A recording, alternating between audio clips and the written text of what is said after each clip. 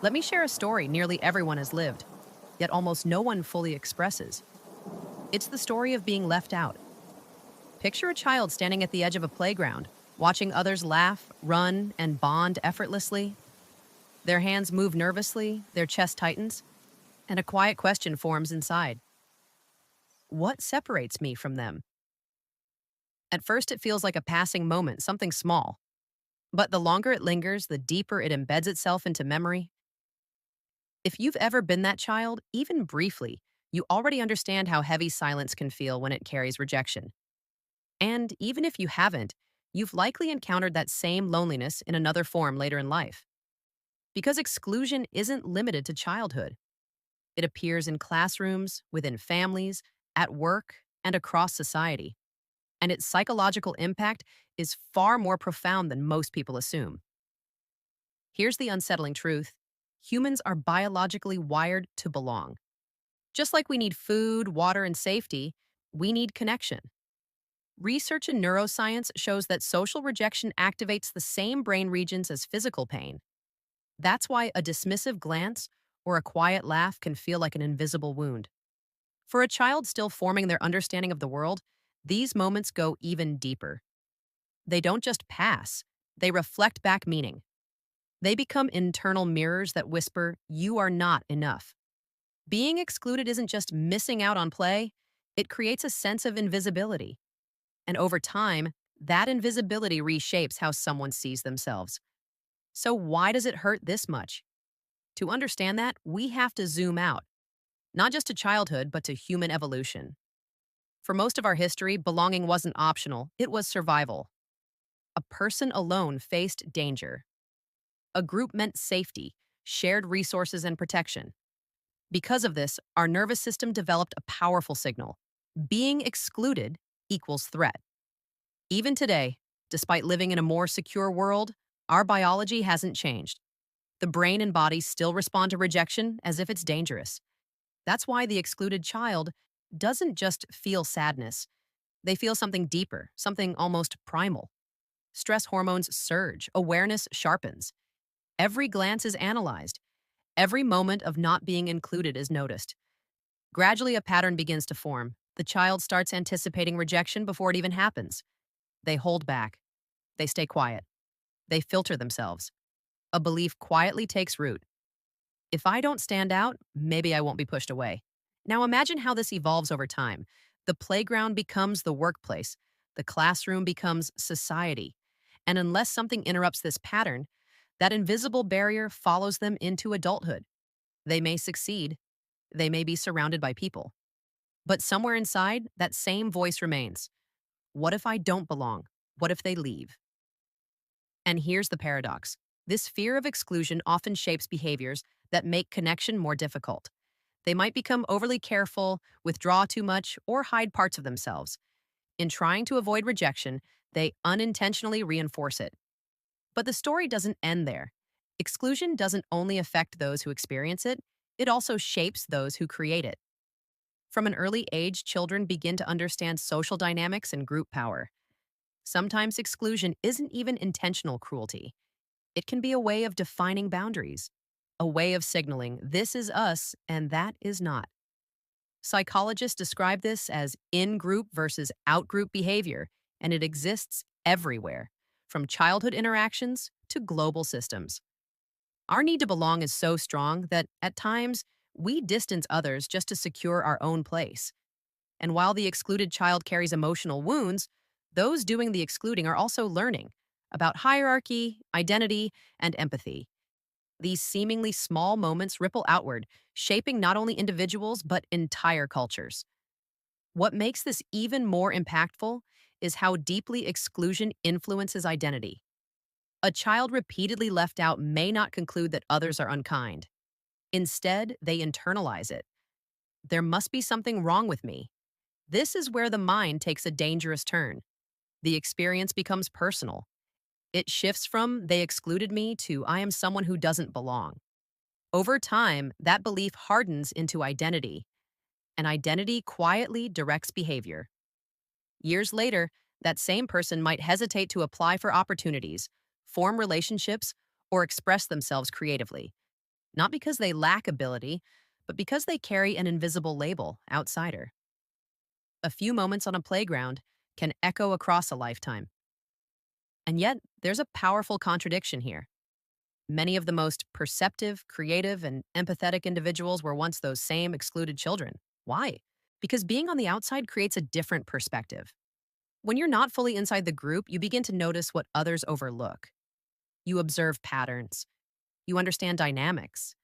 You develop sensitivity to those who feel unseen. Pain, when processed, becomes awareness. This doesn't mean exclusion is beneficial. It leaves marks without question. But sometimes those marks evolve into insight. They become guides that allow someone to understand people on a deeper level. Some of the most meaningful contributions in art, philosophy, and human understanding come from those who once stood outside the circle. When healing happens, the excluded child often becomes the adult who gives voice to what others cannot express. But healing isn't automatic. It requires intention. On a personal level, it means separating who you are from what you experienced. You were excluded, but that is not your identity. You felt unseen, but you are not invisible. On a collective level, it means becoming aware of how we still create unseen barriers in subtle ways.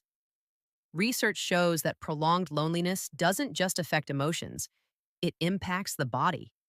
It can weaken the immune system, raise inflammation levels, and even reduce lifespan. So, that small moment of being left out on a playground isn't insignificant. It's often the beginning of patterns that can stretch far into the future. Once you understand that, everyday interactions start to carry more weight. But let's pause and look at the other side of this. If exclusion can shape a life in painful ways, then inclusion has the power to reshape it in healing ones. A single moment of being welcomed. One gesture that says, I see you, that can change the direction of a child's story. A teacher who pays attention to the quiet student, a classmate who invites the one standing alone, a parent who celebrates a child's individuality instead of measuring them against others. These moments may appear small on the surface, but psychologically, they are profound. They send a message. You belong here. You matter. You are part of this. And when a child truly absorbs that, everything begins to shift. The invisible barrier starts to fade. The truth is, every one of us has the capacity to be that person. For a child, for a friend, for a stranger, even for ourselves. Remembering what exclusion felt like gives us a kind of internal compass, one that points toward connection. Every time you choose to listen instead of ignore, every time you make space for someone who feels left out, you're doing more than changing a moment. You're interrupting a pattern, and when patterns change, lives change with them. Now let's go even deeper. What does it mean, philosophically, to exist in a world where exclusion seems so common? Some thinkers argue that exclusion is unavoidable, that whenever humans form groups, boundaries naturally appear, and someone ends up outside them. There's truth in that. But something being inevitable doesn't mean it's unchangeable in its impact. We may not eliminate exclusion entirely, but we can transform how we respond to it. We can begin to see that exclusion says more about the limitations of groups than it does about the value of individuals. And from that understanding, a different way of living becomes possible. Instead of chasing belonging as validation, we can start offering belonging as an act of humanity.